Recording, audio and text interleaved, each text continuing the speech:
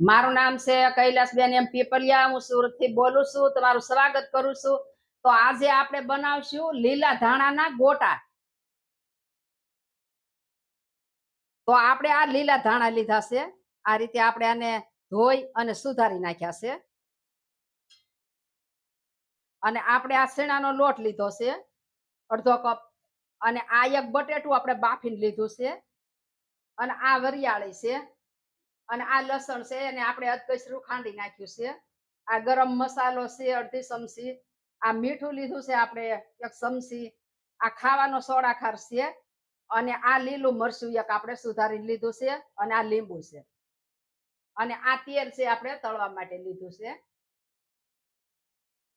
તો હવે આપણે પહેલા તેલ ગરમ કરવા મૂકી દેશું.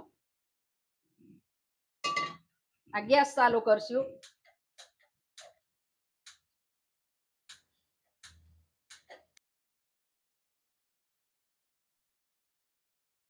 તો હવે આપણે આમાં બધો મસાલો કરી નાખશું. આ ધાણા છે એમાં આપણે આ શેણાનો લોટ નાખશું.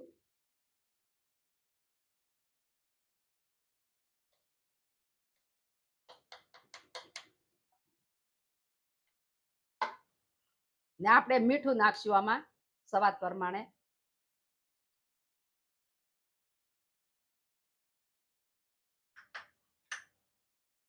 આ લીલા મરચા છે એ નાખશું. વરિયાળી નાખશું આપણે અડધી ચમચી. આ લસણ છે ખાંડેલું એ નાખશું.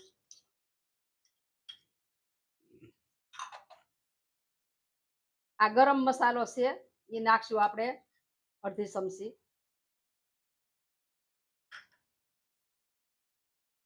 આ બટેટો છે બાફેલું એ નાખશું આપણે આમાં.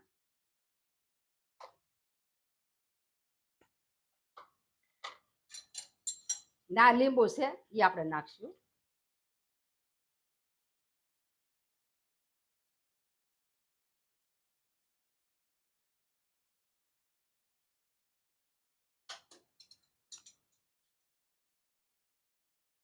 તો હવે આપણે આને આ બેટર બનાવી નાખશું. આ ડોયો.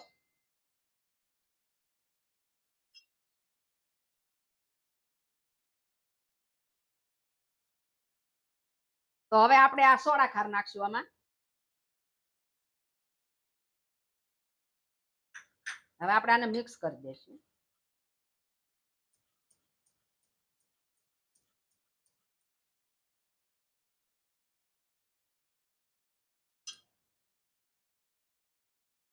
તો હવે આપણે આને બનાવી લઈશું.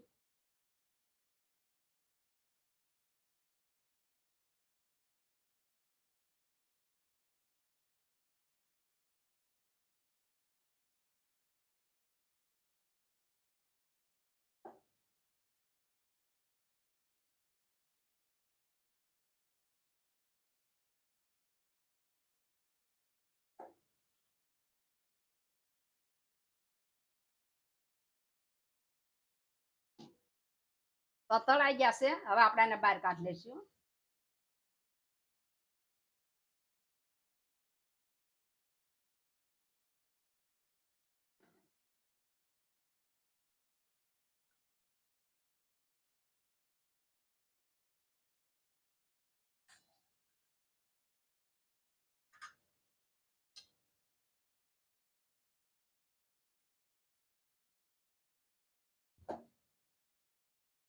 તો હવે આપણે આ બધા બનાવી લઈશું ભજીયા.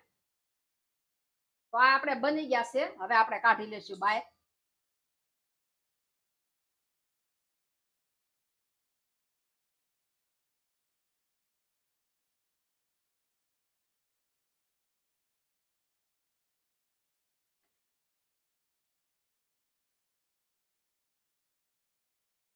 આ મેથીના ગોટા તો તમે વારંવાર બનાવીને ખાતા હશો. પણ તમે એકવાર આ લીલા ધાણાના ગોટા બનાવજો, ટેસ્ટ કરજો. બહુ સરસ બને છે. બહુ મજા આવશે ખાવાની. એમાં ઠંડુ વાતાવરણ હોય ત્યારે તો આ બહુ સરસ લાગે એમ. લીલા ધાણાના ગોટા ટેસ્ટી બને એમ. બહુ મજા આવે ખાવાની. તો હવે આપણે સર્વ કરશું.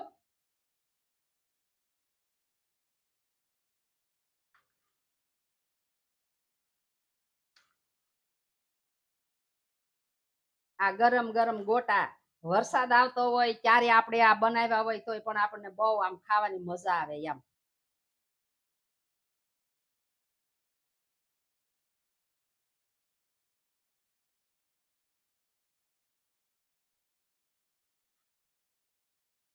તો આપણે આ લીલા ધાણા સર્વ કરશું.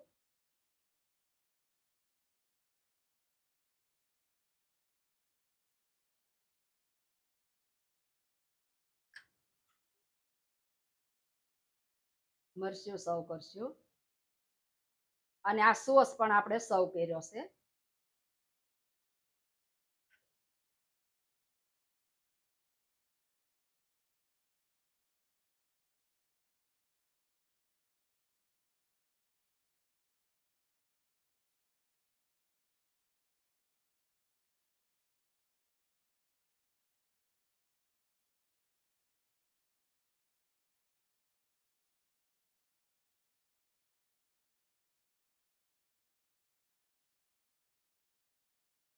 તૈયાર છે આપણે લીલા ધાણાના ગોટા.